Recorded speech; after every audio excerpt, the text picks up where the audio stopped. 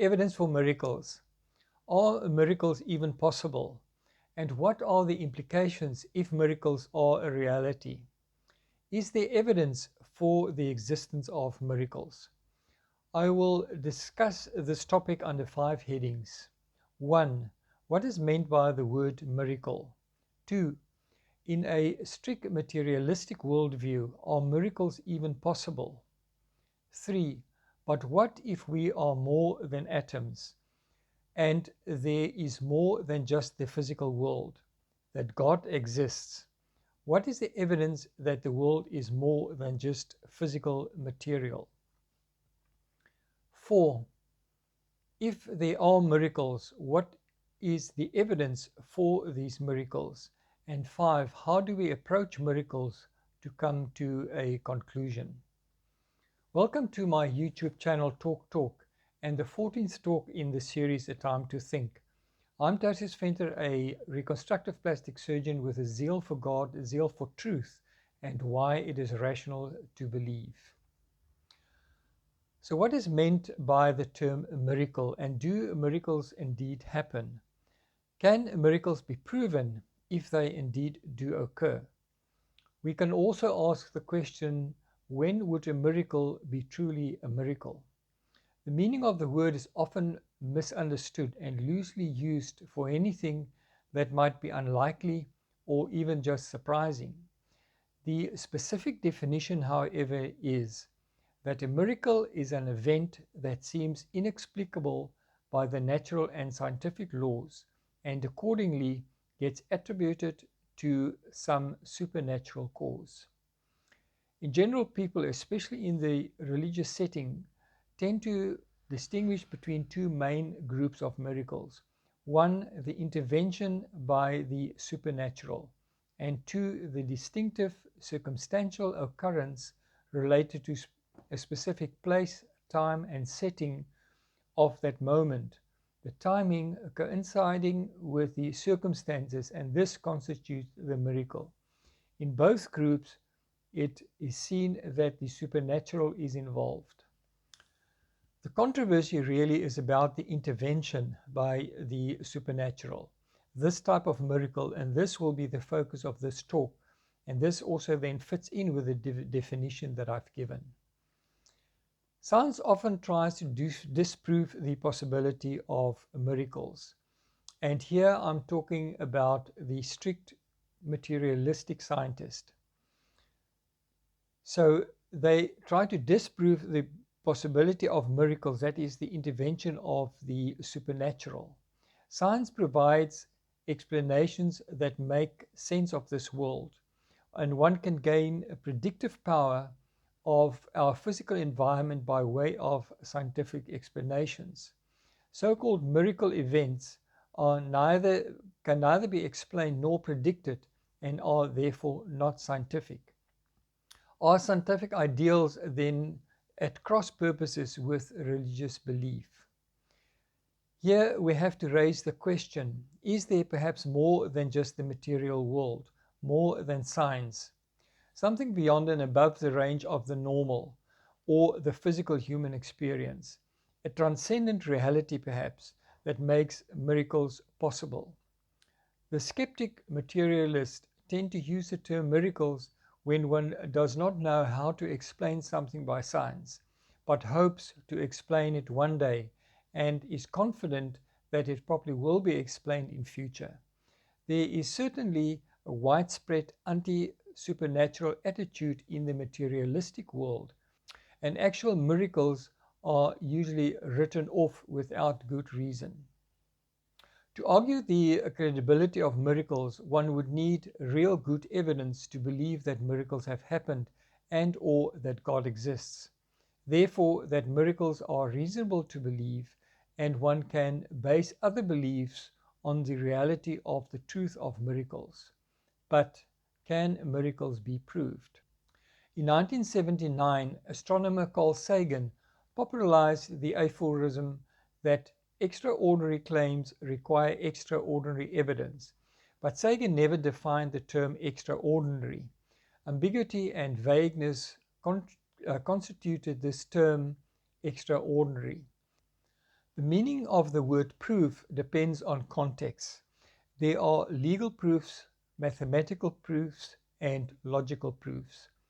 The essence of these is that the concept of proofs in various contexts is concerned with the evidence or arguments establishing a fact or the truth of anything. The Oxford Dictionary. The concept of proof in a legal context may require no more than a probability, a preponderance of evidence. But when the word proof is invoked in a philosophical sense, it usually refers to absolute certainty.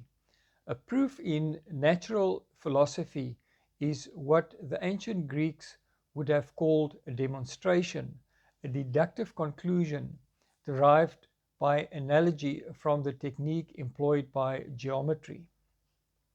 The word proof is usually not employed in a scientific context because there can be no certainty in an empirical system of knowledge. This was established pre-Socratic by the Greek philosophers already long before the birth of Christ.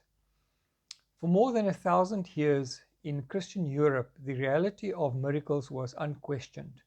The miracles of Jesus Christ were taken as substantive proof of his divinity.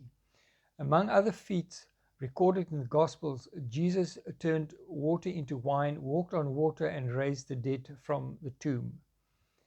The most influential of the fathers of the Western Christian Church was St. Augustine of Hippo. In City of God, St. Augustine affirmed that miracles were not limited to the time of Jesus, but were commonplace in his own time. Even now, miracles are wrought in the name of Christ, he wrote. Prodigies recorded by St. Augustine included miraculous cures of blindness, breast cancer, gout, paralysis, and demonic possessions.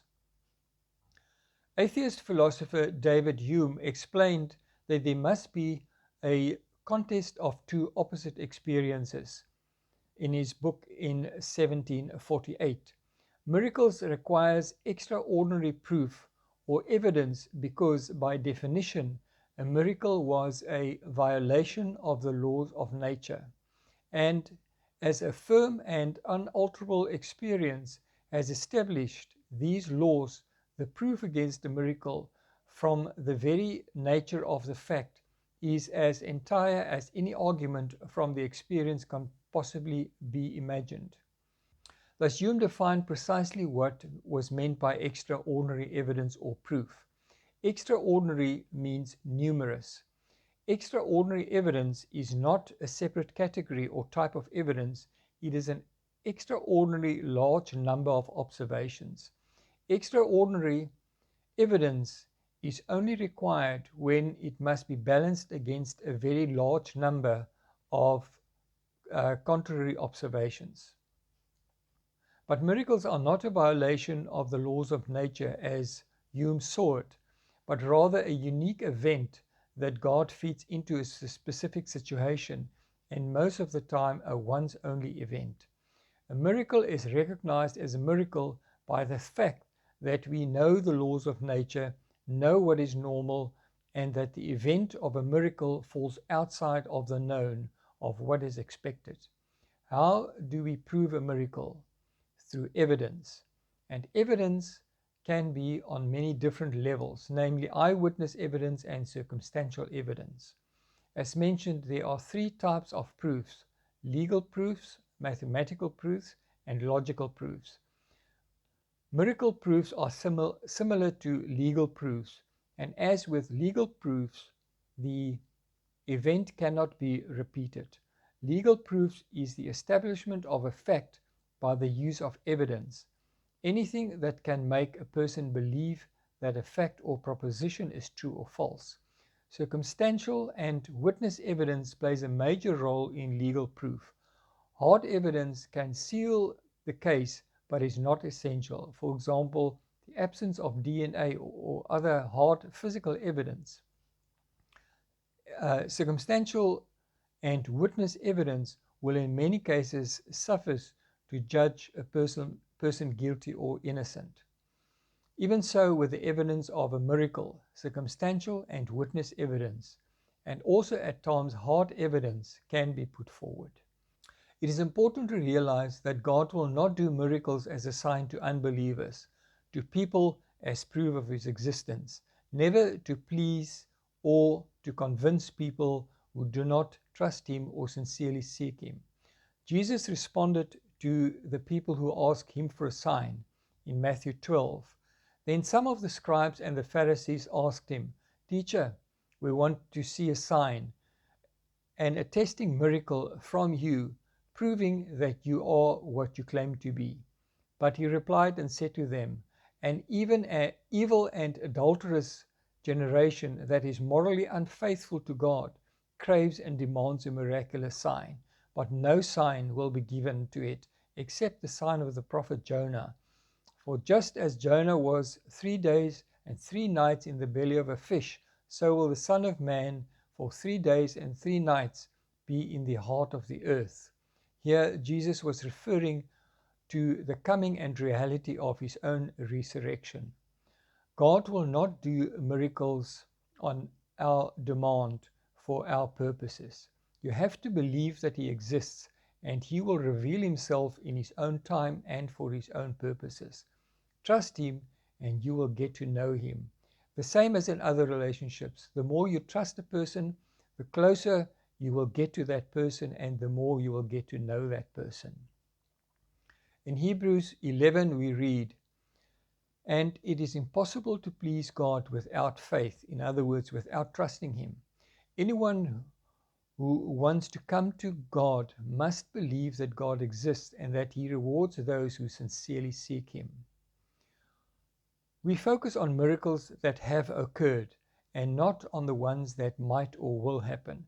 The focus on events that have happened but not explainable by natural means and laws.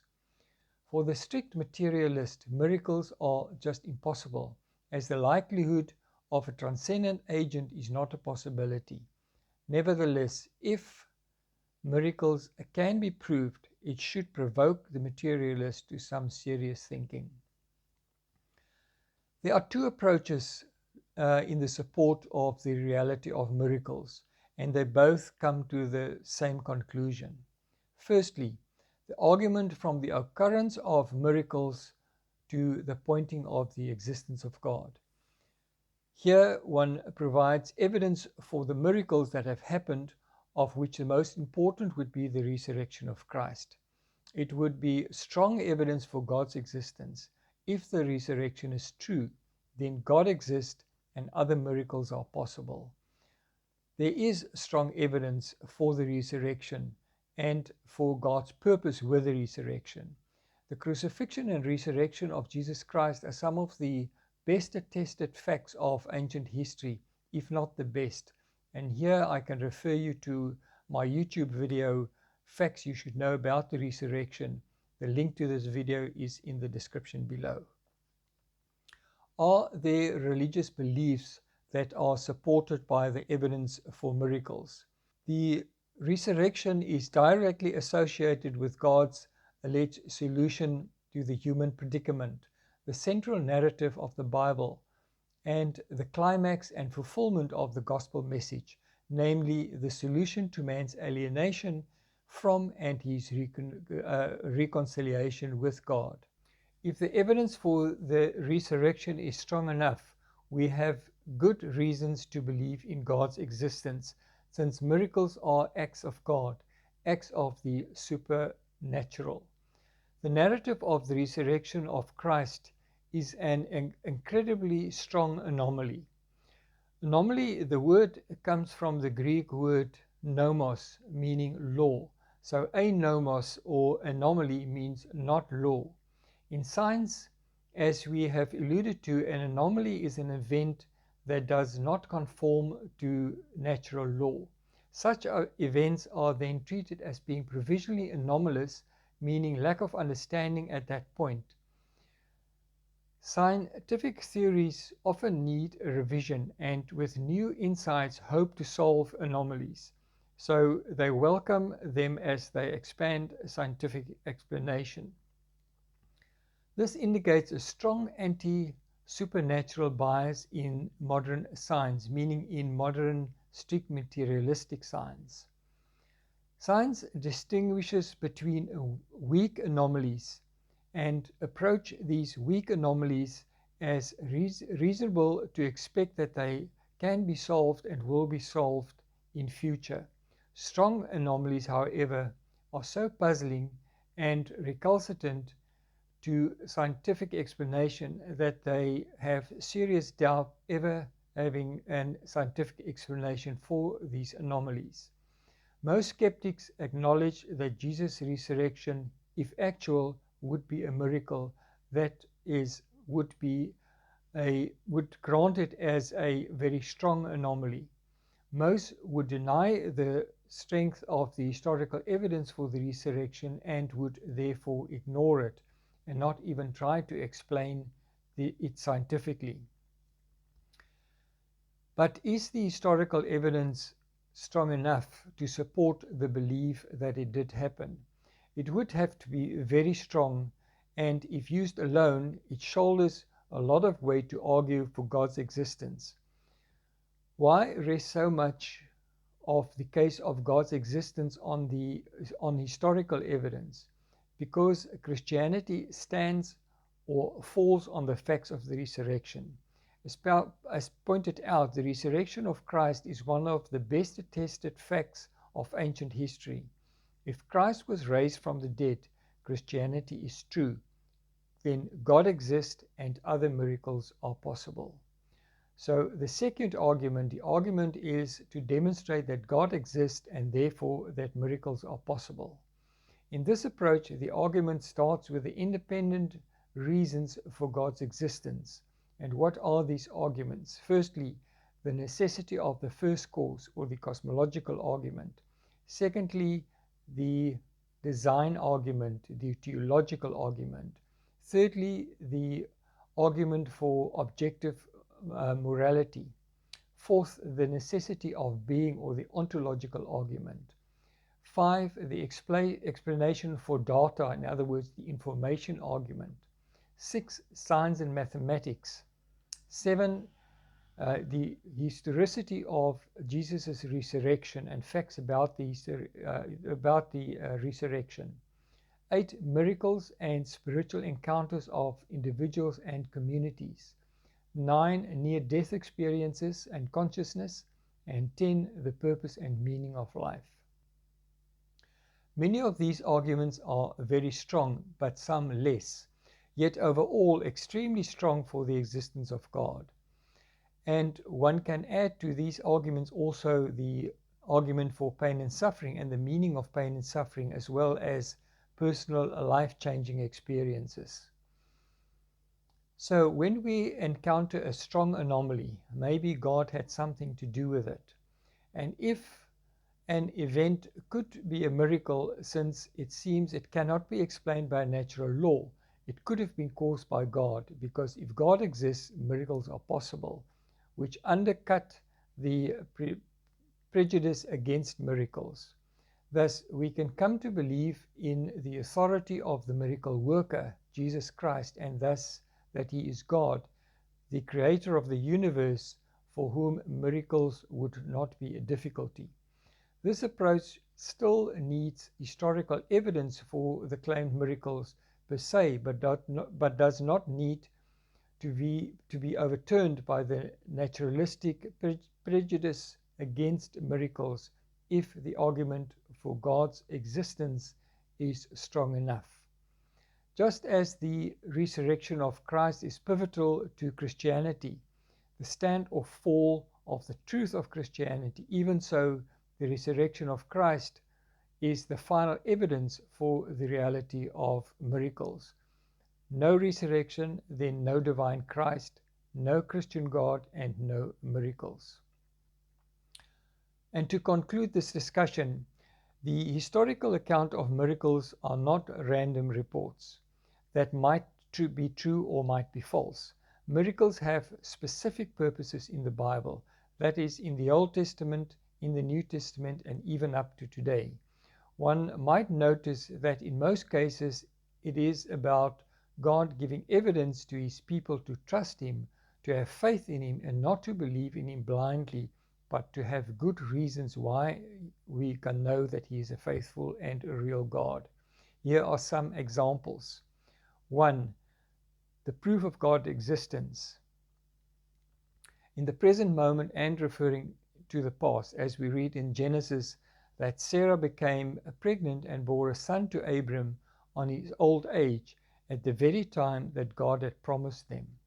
Secondly, to demonstrate the deity of Christ. In John 20, we read that miracles are reasons to believe in Jesus. Jesus performed many other signs in the presence of his disciples, which are not recorded in this book, but these are written that you may believe that Jesus is the Messiah, the Son of God, and that by believing you may have life in his name. In Mark 2, we read about the paralyzed man that Jesus healed to demonstrate his authority to forgive sins. We read in verse 9, Jesus asked, is it easier to say to the paralyzed man, your sins are forgiven, or stand up, pick up your mat and walk? So I will prove to you that the Son of Man has the authority on earth to forgive sins. Then Jesus turned to the paralyzed man and said to him, stand up, pick up your mat and go home. Thirdly, God shows compassion for the weak and for the needy and the oppressed. In Matthew 4 we read, and Jesus went about Galilee, teaching in the synagogues, preaching the gospel of the kingdom of God, and healing all kinds of sicknesses.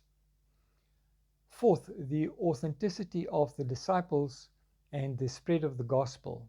Acts 3 we read then Peter took the lame man by his right hand and helped him up, and as he did, the man's feet and ankles were instantly healed and strengthened. He jumped up, stood up on his feet, and began to walk. Then walking and leaping and praising God, we went into the temple with them. Also, fifthly, just care and concern for people that we read in Acts 14. In Lystra there sat a man who was lame. He had been this way from birth and has never walked. He listened to Paul as Paul was speaking. Paul looked straight at him, saw that he had faith to be healed, and called out, stand up on your feet. And the man jumped up and began walking. So in the sixth instance, miracles serve to strengthen believers' faith historically and today. In summary then, miracles are events inexplicable by natural or scientific laws and are attributed to some supernatural cause. Miracles are not acknowledged as a possibility in a strict materialistic worldview. However, the proof that miracles do happen, in particular the resurrection of Christ, is based on evidential proof and on the evidence for the existence of God.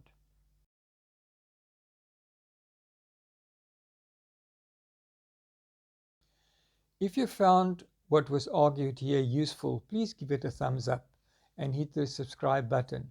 Also share it with your family and friends and on your social media. This will be of a huge help to spread the message of why it is rational to believe in God. Facts that parents, children, and students should know, and also skeptics and others wondering about the reality of God, that they might perhaps find it useful. Thank you.